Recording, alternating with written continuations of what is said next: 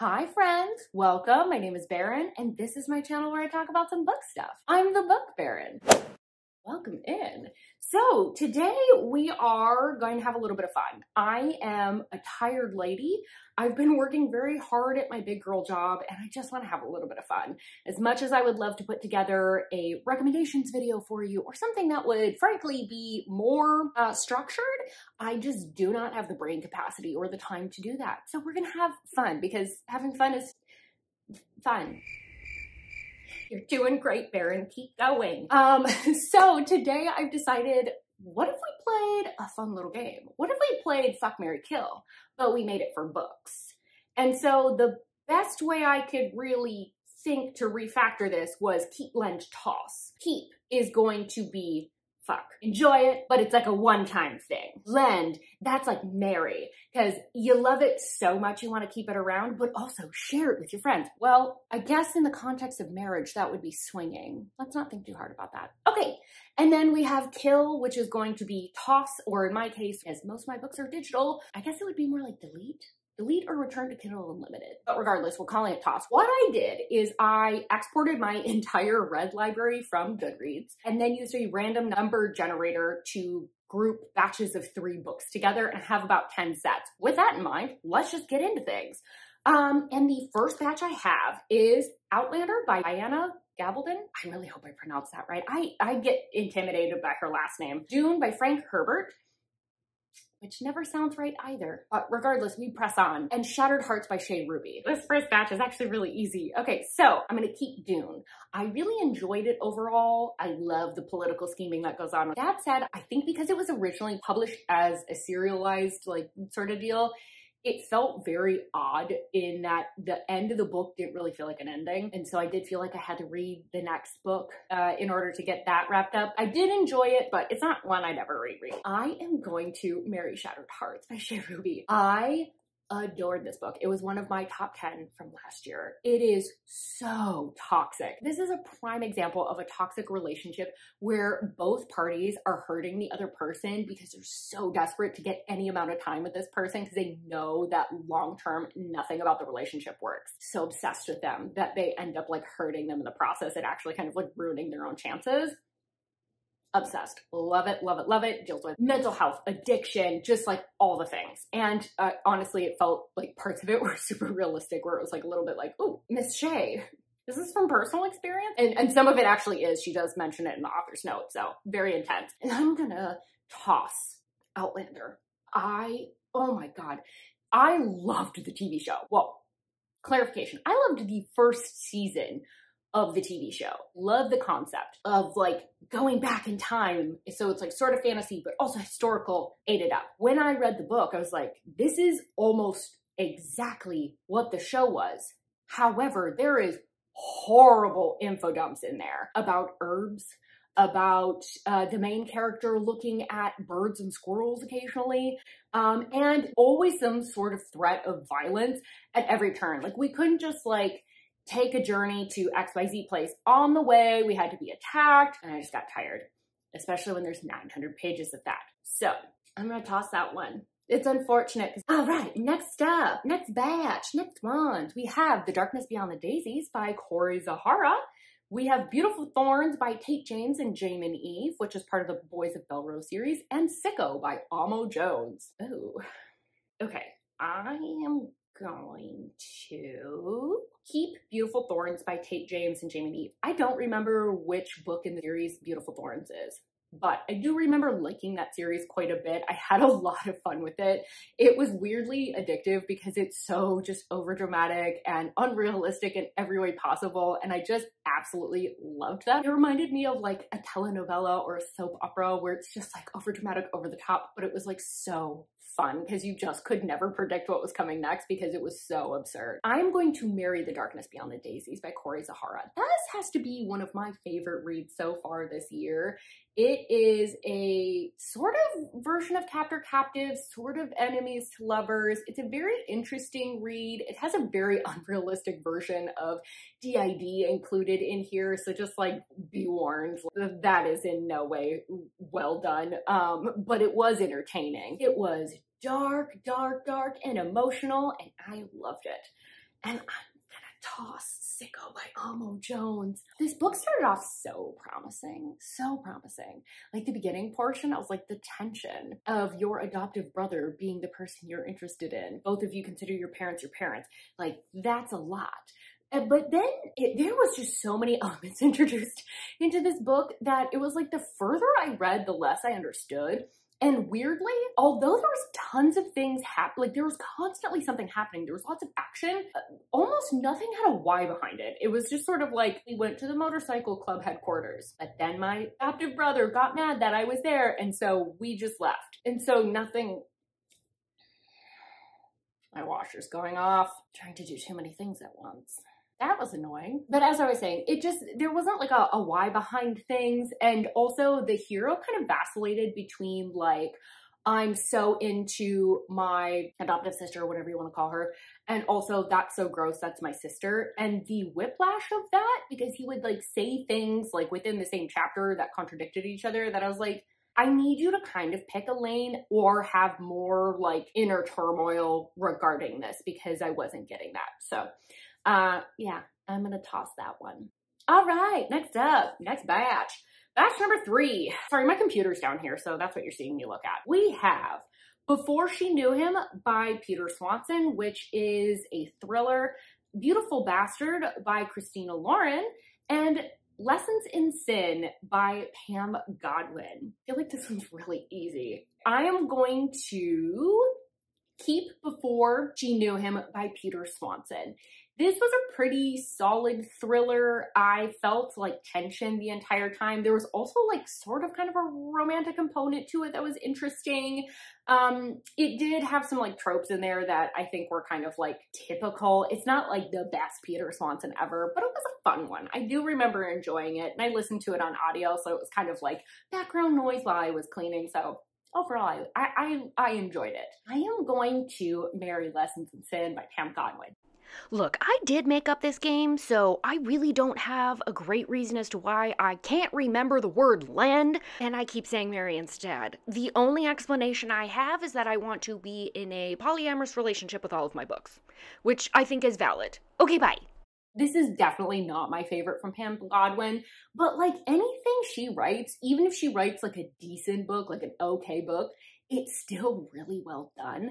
This has age gap and student teacher, and age gap is one of those for me that you have to nail it. Like, you have to convince me that these two need to be together, because they're going against society. They're going against everyone around them. And in order for that to be worth it, like, you really have to put in the work, especially when you're talking about someone who's a priest. They're going to lose their job. And because he's a teacher, like, people might think nefarious things have gone on or think ill of him as a result. And this one was convincing. It was well done.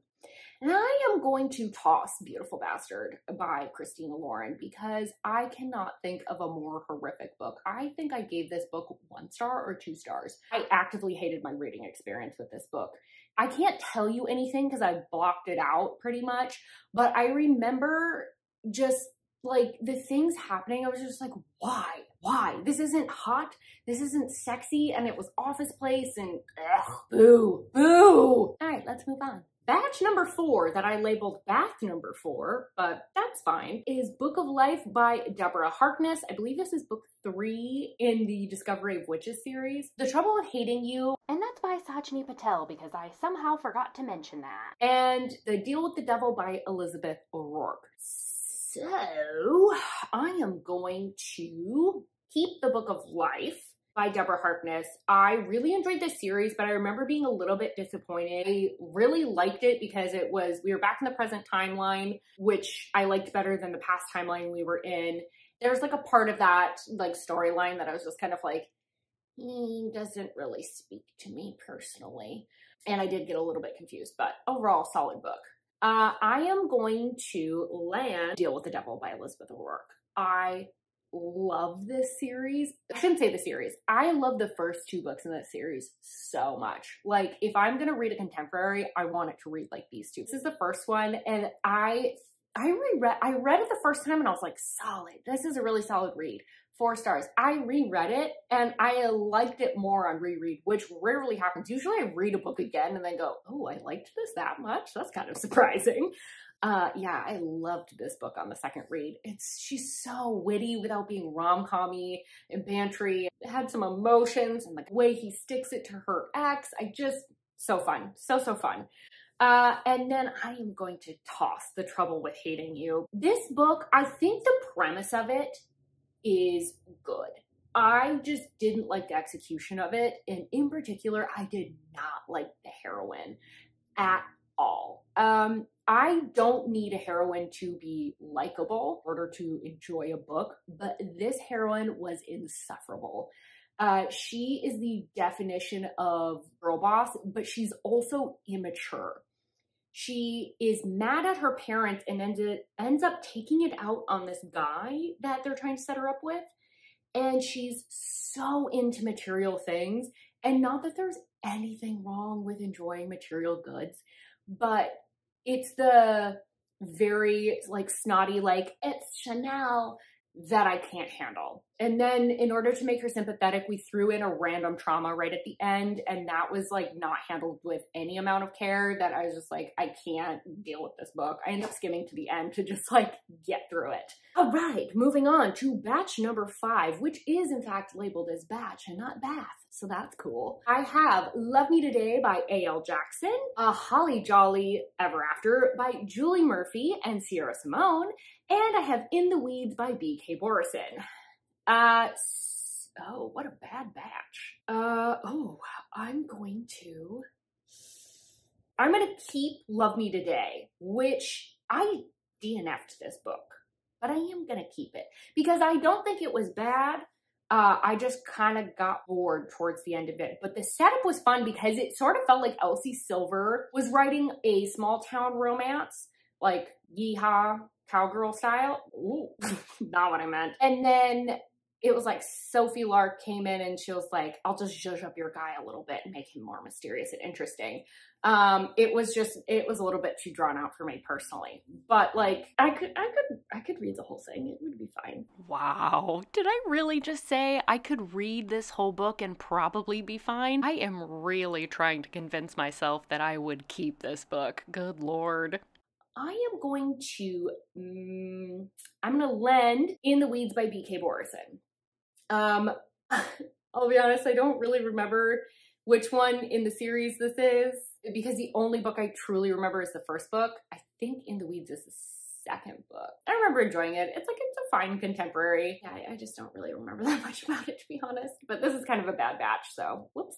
And then I am going to toss A Holly Jolly Ever After. It started off promising, and I regret reading it all the way through because I didn't like the hero. He felt like a man-child, and that's not hot. He just came off like a doofus, and that's not sexy, so let's move on, shall we? All right, next up we have Scarlet Angel, which is number 3 in the Mind F series by S.T. Abbey. We have The Devil in the Deep Blue Sea. Oh, we have another Elizabeth O'Rourke. The Devil in the Deep Blue Sea by Elizabeth O'Rourke. And number 3, we have The House in the Cerulean Sea by T.J. Klune.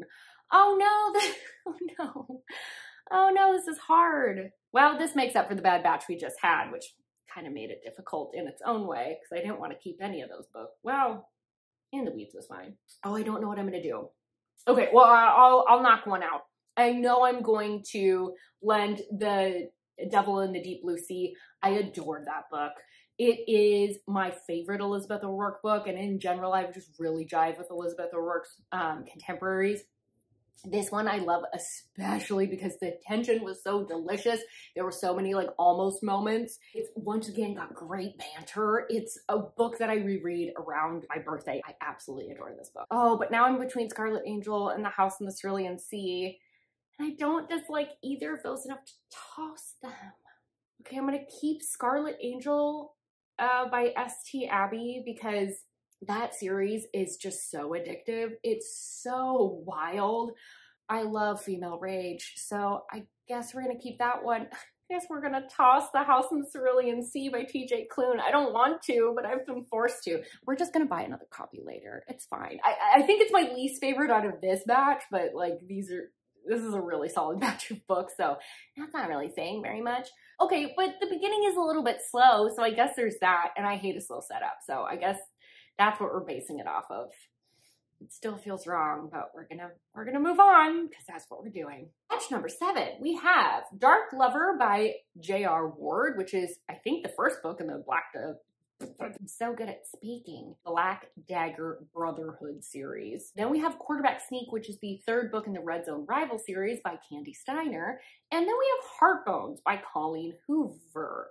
Oh no, what a, oh no, this is another tough batch. Oh crap. Okay, I can do this. I am going to keep Quarterback Sneak. Loved that series in general. I think Quarterback Sneak, it was so emotional and it did catch me off guard. Oh, really solid, so sweet, and also very sexy. Yeah, we're gonna keep that one. We're gonna lend Heartbones by Colleen Hoover. I remember reading this and emotionally being devastated. She is like poor and ends up in a situation because of circumstances where she's in with all these like rich kids basically because her mom passes and so she goes to live with her dad, and so she's just like, her whole life is upended and she ends up kind of falling for this rich kid and they're like from opposite sides of the tracks kind of a situation, and there's so much to that book. Great summer read. Great summer read. And then I'm gonna toss Dark Lover by J.R. Ward. Okay, here's the thing. I really like the Black Dagger Brotherhood series, but if we're gonna get picky, I did rate this 3 stars. It was probably more like a 3.5. Because, for one reason, and one reason only, the hero is described as wearing wraparound sunglasses, and that's an image that cannot leave my brain. It's deeply upsetting to me personally. I found it vicious that she included this. Okay, the book is set in like the 2000s, and so it's fun because there's all this nostalgic, like, stuff in there with like cell phones and like CDs and all that kind of stuff, but like the wraparound sunglasses were deeply upsetting. I do like the series, but that is my least favorite, I think, in the series thus far. And I've read like 8 of the books, 9 of the books, a lot of them. It was my least favorite. All right, batch number 8. We have There Are No Saints by Sophie Lark, which is the first in the Saints and Sinners duet. Daisy Jones and the Six by Taylor Jenkins Reid, and Thirst by Carmen Rosales. Okay, I am going to, this is an easy one. I'm going to keep Daisy Jones and the Six by Taylor Jenkins Reid. This was a book that I enjoyed when I was reading it because it's sort of based on, I think, Fleetwood Mac. So it was like fun because it's like the behind the scenes dynamic of like the drama. And it's them kind of like doing an interview style, like reminiscing about the time. But then there's also like a little bit of a love story in there, you find out. So I remember liking that one. It's one of those that I like more in hindsight. There Are No Saints by Sophie Lark. Blending this out. The hero and heroine are both artists, which is something I love. And one of them is a serial killer, and one of them becomes obsessed with the other, and the one that's obsessed with the heroine is also in a rivalry with another serial killer that ends up targeting the heroine. It's a whole thing. It's delightful, it's dark, it's twisted, it's messed up, so we're gonna lend that one out to everybody. All right, and then we're gonna toss Thirst by Carmen Rosales. It sucks because this book, like, the bones are there, like the structure is there, and I think had there just been a little bit more page length, this really could have been a banger. But yeah, overall, it was just kind of a miss. It was very shallow surface level, and I wanted it to like get in there, and it never really did. All right, next up, batch number 9, we have The Coven by Harper L. Woods, which is the first book in her new series. I can't remember what it's called. The Outpost by Devney Perry, which is the 4th book in the Jameson Valley series. I hope I got that right. And then we have Restore Me by J.L. Seeger.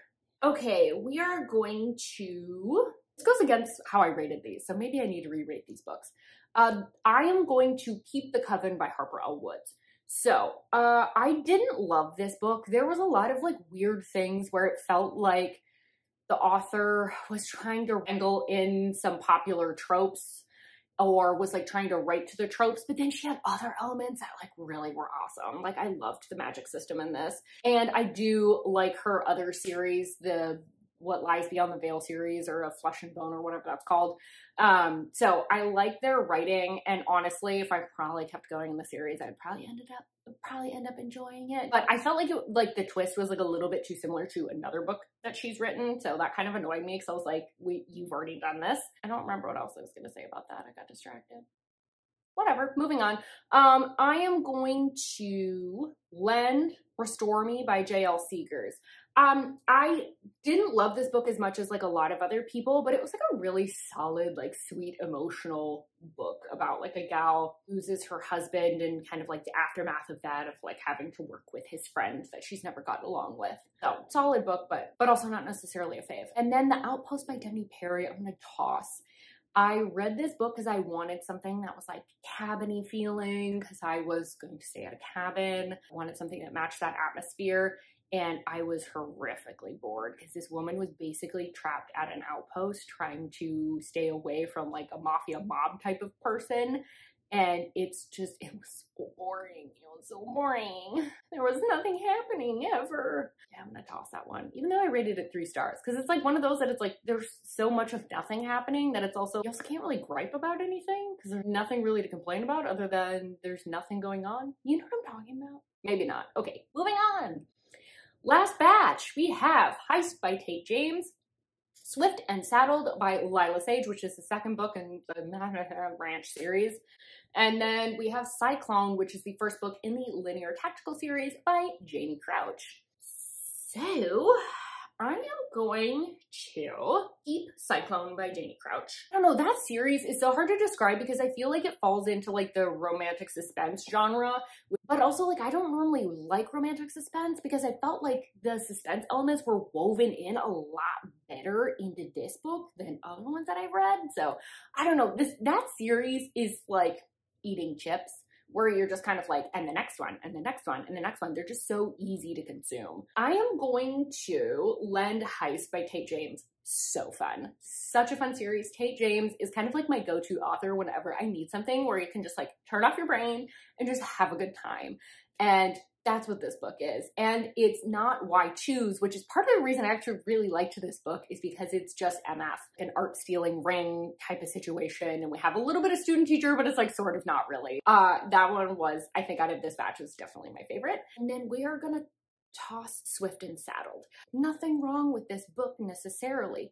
It's just a nice palate cleanser book. So if we're gonna put one on the chopping block, it's going to be a palate cleanser. It's going to be the one that I don't have a lot of attachment to. All right, that was Keep, Marry, Toss, Keep, Lend, Toss, which I'm sure I messed up at some point. So that'll be fun for me to fix. Look at you go.